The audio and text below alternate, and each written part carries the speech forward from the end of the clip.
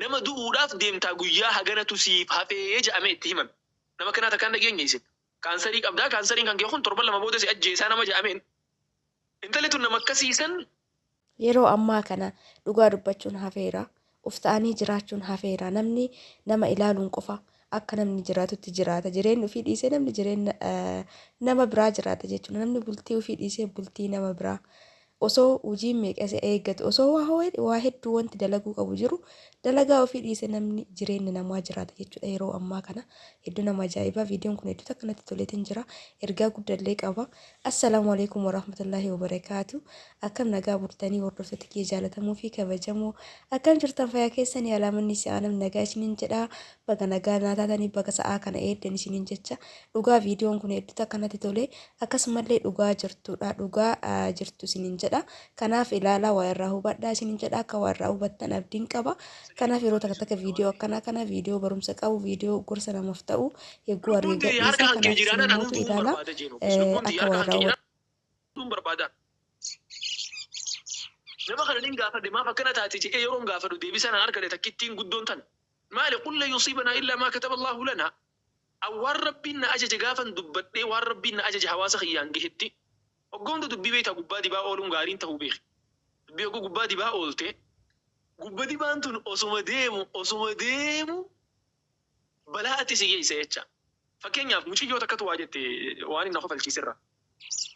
Intal rabbi sodaadhuutiti akkamitti ilmoo abbaan qabne nutti fiddee jedhanii gaafatan beeyta. Ilmoo abbaan qabne akkamitti nutti fidde jennaan numa laala je'eetiin jette hayyee dura salaamta naan jeen hin deebiseetti hayyee.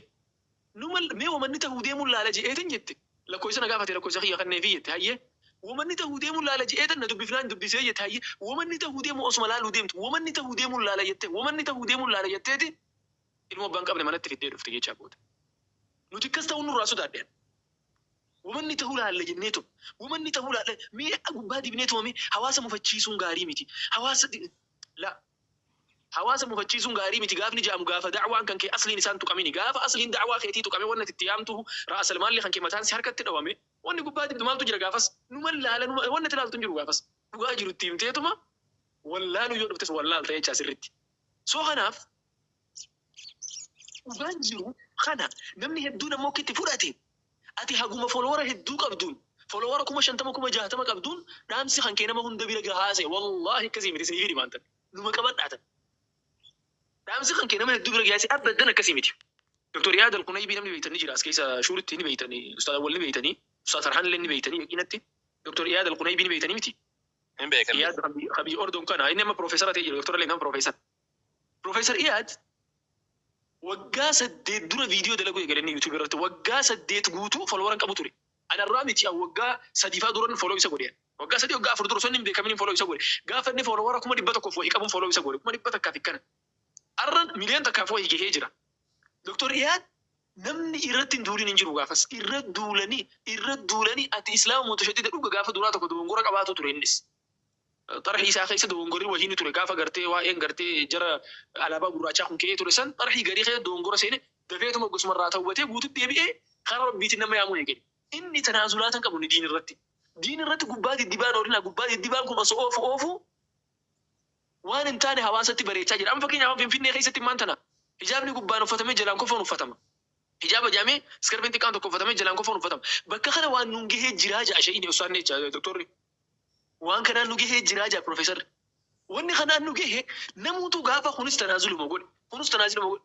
Amma doktora san namni hedduun gaafsan mutashaddida jee follow isa godhe. Osoo deemu waggaa 2 dura amrii wahii dhufte. Gurbaa tokko gurbaa dahiih jaaniin tokko yoo beeytan illee hin beeku. YouTube irratti akkamitti beekama. Followera taqriiban amma waliigalatti followera miliyoona 6 ol qaba inni kanaata adda addaa irraa jecha. Dahiih kana namni dhahuu sodaate. Mucaan kun almaaniyyaa sirri babal'isa. Rabbiin hin jiru jechuutaan laadiiniyyummaa jecha almaaniyyaa miti. Laadiiniyyummaa tan takka itiyeessummaa baanan kana babal'isuu ture. Afkaarasii babal'isa malee ol baafatee dubbatu beeku. Namni sodaatee dhiise isa kana. Dahiih kana followera hedduu qabaa yoon dahiniin qaanfadha jee sodaate. Doktorri kun profeesarri kun asuma fudhatee gaaf tokko biyyee isa nyaachise dahiih kana jecha. Ragaatti fudhatee. Gaafa inni biyyee isa nyaachise haga silaa doktorri arrafama profeesarri arrafama jedhamu mataa qabachuu ture. Ummanni hundi hirriba irraa ka'ee bayyanate. Hawaasni silaa dahiih hordofaa ture jecha. Hay. Illaa profeesara kana duraan calletee dubbii jabeessite jenneen malee dhugummaanu illaa Piroofeesara kanaa waliin jirtiin ummataaf gale jecha. San booda ummanni maal eegalan? Haga fedhe amrii fedhe irratti da'ii haa hordofanii. Waan amantii garuu doktora Piroofeesara bira dhufanii dhaggeeffatan Piroofeesara. Kanaaf namni maan tana eenyummaa ifii hatti toluu hatti gartee mul'atuuni qabu san dhiisee wanta je'e itti qaanfate jechuudha. Kanaaf qabxii dhumaa takkan isin haasee goolaba dubbitii taarraa. Qabxiin dhumaa hankaa obboleeyyan sirna dhaggeeffadha. Intala takkatu jirti intala tana maqaa isiitillee ni irraanfadhe. Kitaaba isiitiin dubbisee ture gaaf tokko. Kitaaba isii san sheekha wahii ture kaman dhugoonaan hin dubbise. Kitaabni isii sun kitaaba ajaa'ibaati. Intalli tun nama gartee umriin isaa huttee yookiin dhukkubsatee du'aa afaan jiru nama du'uudhaaf deemtaa guyyaa haganatu siif hafee jedhamee itti himame. Nama kanaa takkaan dhageenya isin. Kaansarii qabdaa kaansariin kan kee kun torban lama booda si ajjeesaa nama jedhameen. Intalli tun nama akkasiisan maal godhuu turte warra akkanaa kana wal'aanuu turte. Takka ammoo gartee teekkeer godhuu jaaniin gartee isaan kana hordofanii dhimma isaanii tottoo'achuu jecha. Tottoo'atu turte. Waggaa dheeraa eegee isaan kana to'attee booda kitaaba wahii barreessite. Kitaaba sanirratti warra silaa du'a murteeffatee duuti boru moo iftaan dhufti jedhee taa'ee eeggatu kan. Warra amata 80 jiraate, warra amata 40 jiraate, warra amata 50 jiraate. Jara kana hunda gaafiin gaafadhe jette. Osoo duniyarratti isin deebisanii, osoo gartee umrii teessan isinii kannanii haariyatte, dardarummaa gaafa ijoollummaa sanitti deebitanii, waan silaa godhuu barbaaddan gurguddaa naa himaa jedhee san jara gaafadhe jetti qaallettiin tun. Qabxiilee gurguddaa namni naa hime jettee qabxii 5 gurguddaa lafa keeyse. Qabxiin 5 isiin lafa keeyse san wallahi na ajaa'ibe hedduu na ajaa'ibe.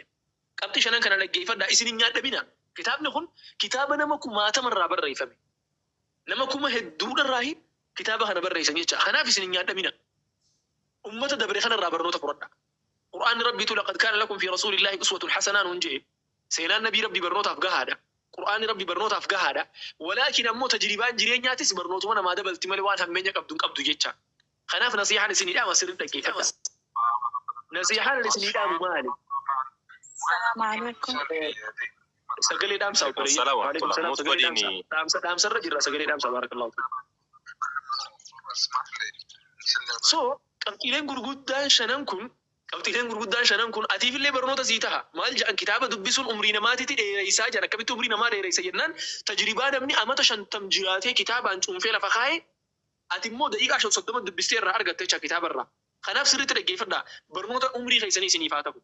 Takkaffaadhaa fi jalqabaa namni kun hundi irra walii gale jette. Osoon jireenya akkan ifii barbaaduu jiraadhe maal qaba jedhee tan gaabba jedhe namni sun hundi.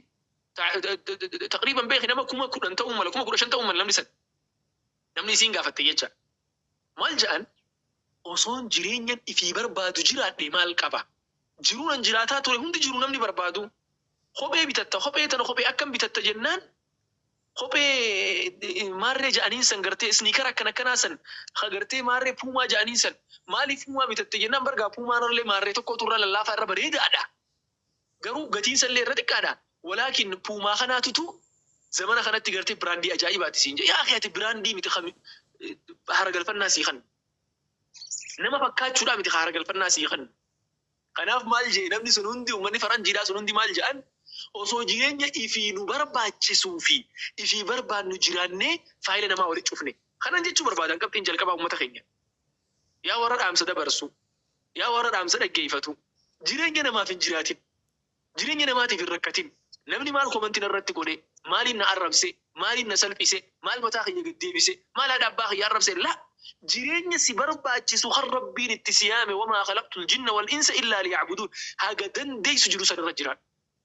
Hawaasni muslimaa bar jireenya isa barbaachisu bar namarraa naman gaafatu bar jireenya akkam na barbaachisa laata dhaqee meenuun laalu abadan meenuun isaa qur'aana keessa jira wamaa khalaqtul jinna wal insa illaa liya'buduun dhume khalas. Ibaadaa jiruun na barbaachisu hamtu irraa if eegu hamtu keessa nin bu'aa ilma namaati kullu bani aadama khaxaa'un kun aadaa ilma namaati jecha. Nin bu'aa khaxaa keessa gaafan bu'ee maaltu irraa eegama khayrul khaxaa'iina at-tawwaabuun. Gama rabbii kiyyaa deebi'uun irraa eegamaan. Kanaaf jireenya namaa hin jiraatin ati. Abalu maal naan ja'a? Eessuma kiyyaa tokkos naan ja'a? Habootiyyaa tokkos naan ja'a? Laa akkasii miti. Tartiibaan jiruu rabbii kan kee gammachiisu jiraadhu. Maaliif lubbuutan teetu sirra nama hundarra sitti haqa qaba waan ta'eef jecha. Kanaaf jiruu siif tolu filadhu jiraadhu. Jiruun siif tolu immoo jiruu rabbii walitti hidhaati jecha. Kanaaf gabaabdumatti jireenya sobaa dhiisanii jireenya dhugaa osoo jiraanne maal qabna? Hanga duniyaa gubbaa turre san soba fakkeessuu dhiifne nama dogongora irra jiru bira dhuftee bira ga'ati bargaa nama ajaa'ibaati. Hayyuu akka keetiin jiru. Yaa wanti sobin dhugaa jirutti hayati baaxila irra jirta. Dogongortee jirta. Usluuba yettame hayyee usluuba tolfadhu. Fakkeenyaaf usluuba irraa mee akka ergamaa Rabbi sallallahu alaihi wasallam laalame. Rasuulli Rabbi sallallahu alaihi wasallam waan jee ilaala. Ni'ma al-abdu fulaan je. Abalu bar gabricha Rabbi ajaa'ibaati bareedaadha je. Osoo maarree faa itti ide, osoo salaata leelii faa itti ide ejaan sallallahu alaihi wasallam. Shuuf. Ol kaanii dhaamsa kan nu barbaadan maal jaanii dubbatan sallallahu alaihi wasallam. Maa baalu aqwaamin yaanni ummata akkana kanaa tokko maali jechuun maal barbaadanii waan akkanaa godhan laata ummanni akkana kanaa tokko jaanii dubbatan. Hamilee isan tuyne garuu dhugaa jiru dhoosanii itti himan dogongorra jiraachuu isaa jecha. Hamileen tuyne maqaa namaan tuyne gaafasis. So namni muslimaa akkas ta'uudha qaba. Wal sobnee yeroo mara gartee waa diddibaatuma deemuun gubbatti waa dhodhoobaatuma deemuun ganaa balaa hedduu nu dhaalchisu ta'atti. Hanga ammaa balaa irra jirru kana waa dhodhoobaatuma deemuu kana nutti fides. Kanaaf obboleeyyan jiruu keenya haa jiraannu. Kun ammoo tajribaa nan jiruuti irraa isin himaa jiru miti laa. Tajribaa namni kumaatamni jiraatee yeroo du'aa afaan gahe intalti gartee ummata du'uudhaa deemu wal'aantu gubbaa dhaabbattee gaafattee maal jettame jettee gaafattee wanni nu sheeneessu tokkoffaa jiruu keenya hin jiraanne jiru namaa jiraanne jedhaniin. Abalu nan mufata abalu sitti haa mufatu. Folowara 100 qabda 200 qabda 50 qabda. Folowara kiyyaa nan mufachuu miti maaliif akka barbaadetti bul hin jenne. Na arrabsuu miti maaf xuluq nan goone. Dhugaa jiru garuu lafan kaayaafa maaliif nin jaaladha nama kana. Kijiba irratti kan hordofuun barbaadu. Dhugaa irratti na hordofte sii ta'uun dhabaadha faayila kiyya cufiitii deemiyan. Nan hordofin jecha. Kana wanni jiruu teenya haa jiraannu takkaffaa. Maafii isin jedhee ta'an. Maqaa namaan tuynu. Irdi namaa keessan seenu. Wallahi nama afaanii baafatee maal naan jeetu jira. Wanni ati jettu kun dhugaa ta'uu nan beeka. Garuu uummataan wal dhahuun sodaadhee. Hayyee karaatti uummataan wal hin dho'inetti. Karaatti hawaasaan wal afaan hin baanetti. Uummataaf ibsiin je'en. Harrummaan itti hawaasaan wal hin dho'ineen hin jiru jedha. Hayyi. Duuba ati yeroo ol baatu hawaasa kana folowara godhatuudhaaf ol baatimu yeroo san. Shuuf. Hawaasa kana ifjila oofuudhaaf ol baatimu. Mu hawaasa kana fayyaduudhaaf ol baati. Kataa ni qabda qabaachuun kee ni mala akkasin jedhan. Kataa qabaachuun kee ni mala jedhan kalma nama dogongoruun kee ni mala. Garuu dogongorri kan kee guddaan dogongora ati ol baatee dogongora hawaasni irra jiru sirri jettee itti himtu dogongora.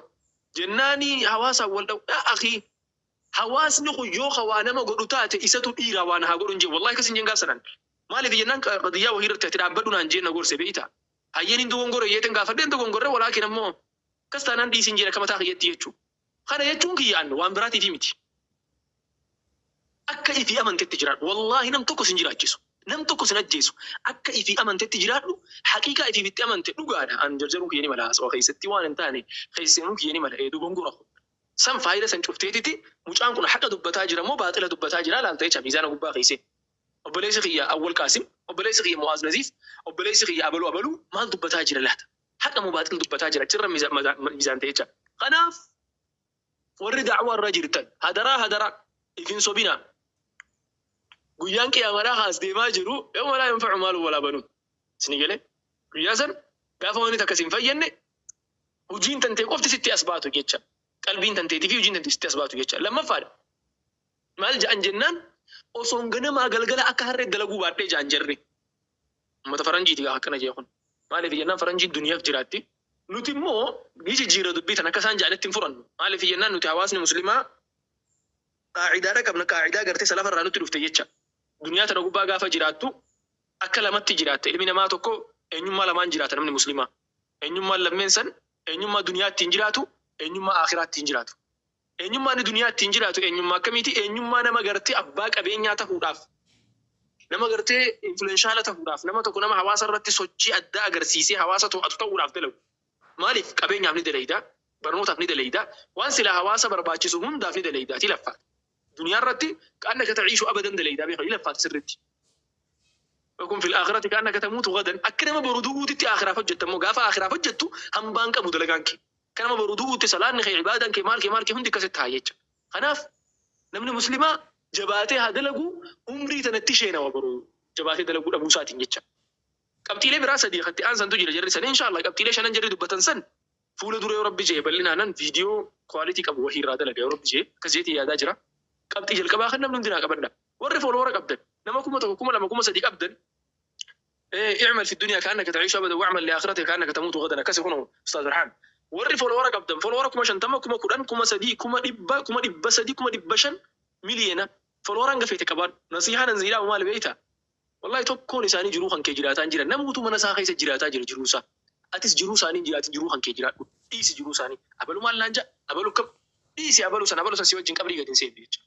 waan si fayyadu waan boru gaafa duute si booda hafuudhaa taa'u hawaasaaf dabarsiisi deemu kanuma wanni dhaamuu barbaade kanaaf ustaaz awwal qaasim wanni isin dubbattan san dubbii jabdu jechuu barbaadeeti dubbiin gartee gubbaa diddibaa deeman san amma deemnee hanga da'waadhaaf nama walitti yaamtee siimee bar hanga da'waadhaaf nama walitti yaamnee nama dhibba lama dhabnu magaalaa dirqaa keessa jechuun baay'ee way namni wallahi dhadhaadhuudhaaf miti ni beeka warri namni dirqaa dhufee beeku muhaadaraat jira jennaan duraan dirqaa hay ciidaa bar gaafa namni bikka biraa deemee bashannana osoo bakka bashannanaa gurguddaa paappadhaa fi jangilii fi maal qabnuutiti dhiisnee bakka bashannanaa kana guutuu dhiifnee muhaadaraa oollaa bar inna jaalla muhaadaraat irra uummata akkasiisantu arra muhaadaraadhaaf yeroo ati yaamtu yeroo muhaadaraadhaa san barcaa bitatuudhaaf magaalaa keessa deema hashiisha barbaaddata magaalaa keessa deema maaliif jennaan waan seenetu jira jecha hawaasa waan as qofaa miti baay'ee way Itoophiyaan guutuun akkasitti Itoophiyaan guutuun akkasitti jirti maaliif jennaan namoota gubbaa diddibeeti dubbii hunda qololatti goona jedhaniititti kobbortaatti kaayanii dubbii deemtu tan kobbortaa gubbaan jaakketta biraa tokkotti dabalanii osoo jettu